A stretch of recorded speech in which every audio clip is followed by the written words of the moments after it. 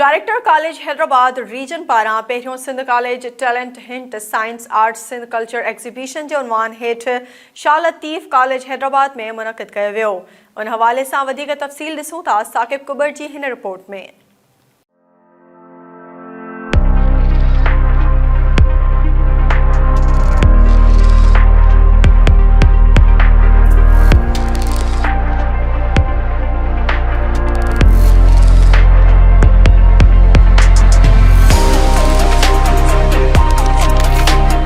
Director college Hyderabad region पारा पहिरियों Sindh college talent hunt science art Sindh culture exhibition के उनवान हेठ शाह लतीफ़ कॉलेज हैदराबाद में मुनक़िद किया वियो। पहिरियों Sindh college talent hunt science art Sindh culture exhibition की तकरीब में शरीक assistant director professor Shaukat Baloch, focal person professor Naila Khawaja, Mohammad Ali Noonari, professor Asifa Saleem समेत मुख़्तलिफ़ कॉलेजनि के शागिर्दनि शागिर्दाणियुनि ऐं टीचर वॾे अंग में शिरकत कई। जॾहिं त साइंस एग्ज़िबिशन में हैदराबाद डिवीज़न के 9 ज़िलनि के कॉलेजनि के शागिर्दनि ऐं शागिर्दाणियुनि पंहिंजी सिख्या जा साइंसी ऐं सक़ाफ़ती स्टार लगाए विया। उन मौके ते हिननि SS न्यूज़ सां ॻाल्हाईंदे चयो त टैलेंट हंट प्रोग्राम है पूरे ओवरऑल सिंध के तरफा ऐं उनमें असां पंहिंजे कॉलेजिस मां डिफरेंट एरियाज़ में ॿारनि खे कढियो आहे ताकि वो पंहिंजे कारकर्दगी दिखाए सघनि ऐं उन में बहितरीन तरीक़े सां परफॉर्म करे सघनि ऐं उन्हनि खे असां ॿारनि सां गॾु कॉम्पीट कराए सघूं। ॾाढो बहितरीन ॾाढो सुठो रिस्पॉन्स असांखे मिलियो आहे ऐं ॿारनि ॾाढो वधी चढ़ी हिते हिस्सो वरितो आहे ऐं बहितरीन तरीक़े सां पार्टिसिपेट कयो आहे। हर कंहिं पंहिंजे एरियाज़ में तमामु सुठो कमु कयो आहे। स्टूडेंट्स असांजे सिंध जा तमामु टैलेंटेड आहिनि ऐं उन्हनि खे मौक़ो मिलण जी बसि देरि हूंदी आहे ऐं इहो प्लेटफॉर्म असां college education department Hyderabad region इन्हनि खे प्रोवाइड कयो आहे।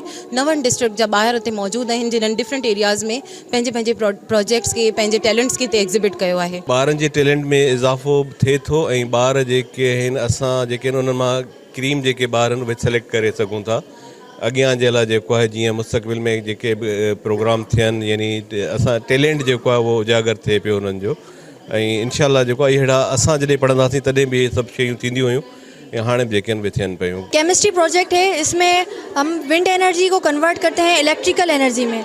जैसे कि विंड एनर्जी है उसमें तो एनर्जी होती है, हमें कन्वर्ट करना है उसे। तो विंड एनर्जी जो है ब्लेड्स विंड मिल के ब्लेड्स से आती है तो काइनेटिक एनर्जी कन्वर्ट हो जाती है रोटेशनल एनर्जी में और वो ट्रांसफ़र होती है शेफ्ट के पास और शेफ्ट उसे जनरेटर के पास ट्रांसफ़र करता है, उससे इलेक्ट्रिसिटी प्रोड्यूस होती है। पाकिस्तान में फ्लड आया और अभी हम देख सकते हैं कि विंटर और सीजन मतलब समर का हमें पता ही नहीं चल रहा कैसे गर्मियाँ आ रही है कैसे मतलब सर्दियाँ जा रही है। तो सबसे पहले अगर हम ओजोन लेयर को डिस्कस करें तो हमें सबसे पहले पता होना चाहिए कि ओजोन लेयर की पोजीशन क्या है हमारे अर्थ के एटमॉस्फेयर में। तो वो स्ट्रेटोस्फेयर में लाई करता है जो कि दूसरा लेयर है अर्थ का, ठीक है। और ओजोन लेयर हमारे लिए बेनिफिशियल ऐसे है क्योंकि वो हमें अल्ट्रा वायलेट रेडिएशन से बचाता है। अगर वो ultra violet radiation direct sun पे आके गिरे तो हमें बहुत सी स्किन डिसीजेज हो सकती है, जैसे स्किन कैंसर हो सकता है, हमारा इम्यून सिस्टम वीक हो सकता है और जो हमारी लोअर एक्वेटिक लाइफ है उनका वो लोअर फूड चेन भी हमारा डिस्टर्ब हो रहा है। फाइटोप्लैंक्टन्स को इनसे बहुत ज़्यादा खतरा है। एंजियोप्लास्टी है उन जो ट्रीटमेंट जेके थींदियूं आहिनि जीअं त एंजियोप्लास्टी थी वई बाईपास थी वियो, असां इन्हनि मां हिकु ट्रीटमेंट खयो आहे जंहिंजो नालो आहे एंजियोप्लास्टी।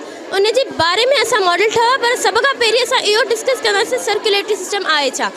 सर्कुलेटरी सिस्टम के मुतारिफ़ करण जे लाइ असां ही मॉडल ठाहियो आहे जेको पुठियां ॾिसण में अचे पियो। उन खां पोइ असां जेको ट्रीटमेंट आहे जेको डिज़ीज़ थिए थो जेकर का आर्टरी पंहिंजी नस जेका दिलि जी जेका ब्लॉक थी थो वञे उन खे पाण कीअं सही करे सघूं था इन जे लाइ हिकिड़ी ट्रीटमेंट हूंदी आहे जेके पाण एंजियोप्लास्टी चऊं था ऐं उहा आई आहे हिते ही असांजो प्रोजेक्ट आहे। ही एंजियोप्लास्टी प्रोजेक्ट है जैमें बिल्कुल असा बीमारी वाज़े करियूं पिया त कहिड़ी बीमारी है इन जो इलाज छा है। This is Rubens flame tube. It is used to demonstrate standing waves. And standing waves are when two identical waves having same frequency, wavelength and amplitude but traveling in opposite directions are superimposed. Standing waves are produced.